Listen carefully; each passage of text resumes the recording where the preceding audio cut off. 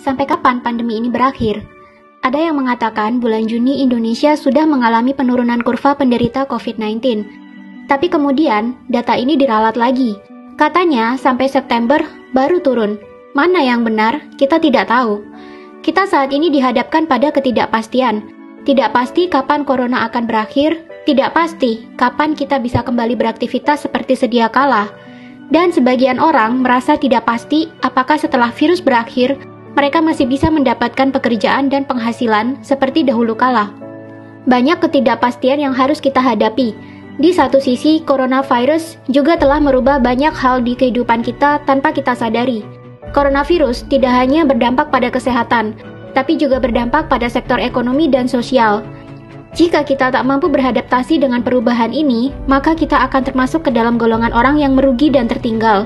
Kebiasaan-kebiasaan baru ini akan dikenal dengan istilah new normal. Jika kamu ingin tetap bisa bertahan dan selamat dari pandemi ini, sebaiknya persiapkan dirimu untuk beradaptasi dan menjalankan new normal ini. Apa saja yang termasuk dalam prediksi new normal? Yang pertama, kesehatan dan kebersihan akan menjadi komoditas nomor 1.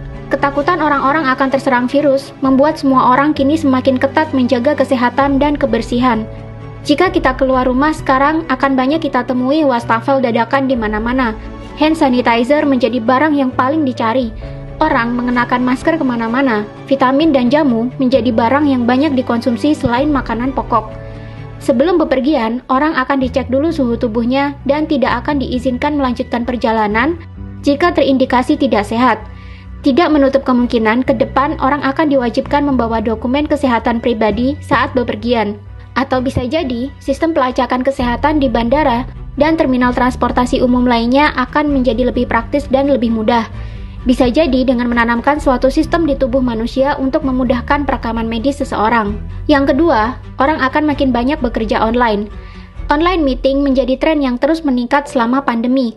Setelah merasakan praktisnya meeting online, ke depan bisa-bisa orang merasa tidak perlu menyewa kantor lagi untuk tempat karyawan bekerja. Karyawan bisa bekerja dari mana saja, asalkan mereka terus online. Mereka bisa bekerja dari rumah, dari hotel, dari kampung halaman, dari tepi sawah, di pinggir sungai berpemandangan indah, dan masih banyak lagi. Asalkan ada jaringan internet kencang, maka kerja online tidak perlu jadi masalah. Yang ketiga, persewaan kantor akan menurun. Karena karyawan sekarang bisa bekerja dari mana saja, tentunya akan berimbas pada persewaan kantor. Harga sewa kantor yang mahal tentunya menjadi beban bagi pengusaha. Dengan terbiasanya bekerja online, pengusaha bisa mengurangi biaya sewa kantor tanpa mengurangi produktivitas perusahaan. Jika dulu harus menyewa satu ruko untuk sebuah perusahaan, kini pengusaha bisa mengurangi biaya dengan menyewa sebagian kecil bagian dari ruko. Kedepan diprediksi akan semakin menjamur bisnis-bisnis persewaan kantor gabungan, di mana dalam satu ruko atau gedung terdapat beberapa kantor kecil-kecil yang disewakan dengan harga murah. Keempat, akan banyak orang yang di-PHK, dikurangi gajinya, namun di sisi lain, orang bisa meningkatkan penghasilan karena jadi punya waktu untuk menerima job lain. Dengan terbiasanya orang bekerja online, pengusaha pasti akan berpikir untuk melakukan efisiensi. Progres kerja disetorkan secara online, dinilai secara online. Dari sini, pengusaha akan mendapatkan gambaran sektor mana saja di perusahaannya yang tidak efektif dan boros. Jika 3 pekerjaan bisa dikerjakan oleh 1 karyawan sekaligus, maka alih-alih mempekerjakan 3 karyawan bersamaan, pengusaha akan memecat 2 karyawan dan memampatkan pekerjaan dalam 1 karyawan saja. Ini juga akan berimbas pada gaji karyawan.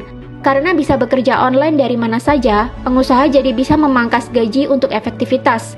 Kelihatannya kejam, tapi di sisi lain, karena orang bebas bekerja dari mana saja dengan jam yang tidak terikat, orang jadi bisa menerima job lain juga. Maka tak heran, setelah pandemi kita akan menemui orang yang bisa bekerja di 2-3 perusahaan sekaligus.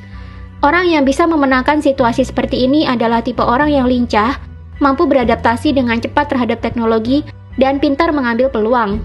Orang yang malas dan suka mengeluh akan tertinggal di belakang. Mereka mengumpat pengusaha karena telah memecatnya, tapi mereka juga tidak bisa memperbaiki kehidupannya karena tidak mau beradaptasi. Yang kelima, orang akan berburu properti yang murah namun memiliki pemandangan yang bagus. Karena terbiasa bekerja online, tidak perlu ngantor lagi, orang lama-kelamaan akan meninggalkan kota besar yang penuh dengan kemacetan. Mereka mulai memburu rumah-rumah di pinggiran kota atau bahkan di kota yang lebih kecil dengan harga yang lebih murah namun pemandangannya lebih baik daripada di kota besar. Mereka akan menciptakan ruang yang nyaman untuk bekerja sambil menikmati bersihnya udara dan pemandangan yang indah di luar rumah. Yang keenam, belanja online akan menggeser kebutuhan belanja di mall atau supermarket. Selama pandemi, kita benar-benar dipaksa melakukan apapun dengan serba online.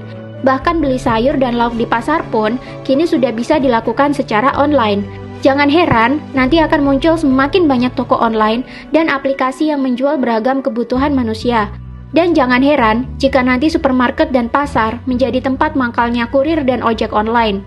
Karena merekalah yang bertugas mengantarkan belanja orang-orang ke rumah. Bisnis online akan sangat menjamur, bahkan pebisnis offline pun akan banyak yang berbondong-bondong memindahkan toko mereka ke dunia online. Pebisnis offline yang tidak mampu mengikuti perubahan ini akan mati secara perlahan-lahan. Yang ketujuh, pariwisata akan mengalami kenaikan drastis, termasuk tren digital nomad. Bosan dikurung berbulan-bulan di rumah membuat sebagian orang berpikir untuk bekerja online lebih keras dan mengumpulkan uang untuk liburan setelah COVID-19 ini berakhir. Jika dulu manusia sering kesal karena sulit liburan akibat jadwal kerja yang padat, akibat pandemi ini mereka jadi bisa bekerja online dari mana saja. Daripada bosan di rumah, akhirnya banyak orang yang menghemat uangnya, bekerja online lebih keras, dan akhirnya pergi dari rumah untuk menghabiskan waktu di hotel-hotel yang nyaman di daerah wisata impian. Mereka bekerja dari hotel siang dan malam. Mereka mencari hotel dengan kecepatan internet yang kencang, hotel budget dengan desain Instagramable akan menjadi buruan. Jika mereka penat, mereka tinggal berjalan-jalan ke lokasi wisata di sekitar hotel tempat mereka tinggal. Jika dulu pariwisata dijejali dengan orang-orang yang butuh liburan dan melepas penat setelah lelah bekerja, setelah pandemi akan banyak orang yang melakukan kerja sekaligus liburan dalam waktu yang bersamaan. Jika dulu tren digital nomad hanya dilakukan oleh milenial-milenial dari negara barat, tak menutup kemungkinan setelah pandemi ini, milenial-milenial Indonesia akan mengalami hal yang serupa. Kedelapan, uang digital akan mengalahkan uang kertas dan uang koin. Sadar bahwa uang kertas dan uang koin menjadi penyebab penularan virus, orang kini mulai beralih ke uang digital.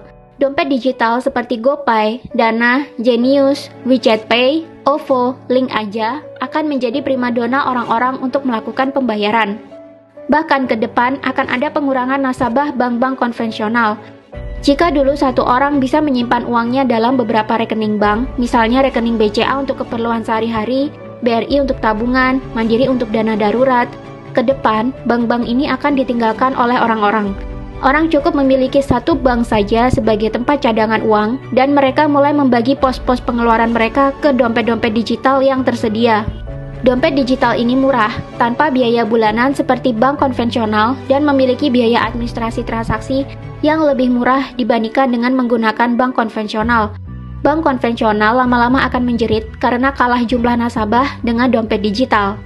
Yang kesembilan, muncul orang-orang dengan pemikiran baru dan membuat perubahan. Pandemi COVID-19 memaksa banyak orang di dunia untuk berdiam diri di rumah, tanpa melakukan aktivitas di luar, tanpa bepergian. Untuk mengusir rasa bosan, tentunya intensitas membaca dan menonton akan meningkat. Maka tak heran setelah pandemi ini akan muncul orang-orang yang memiliki pikiran luar biasa dan bisa membuat perubahan bagi orang-orang di sekitarnya.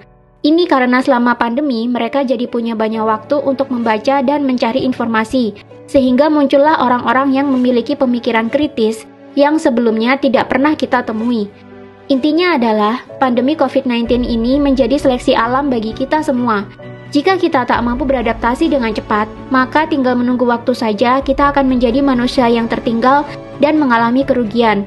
Tapi jika kita menjadi manusia yang tanggap terhadap perubahan dan pintar mengambil peluang, maka kita akan menjadi manusia yang bisa melewati pandemi ini dengan aman, bahkan mendapatkan keberuntungan.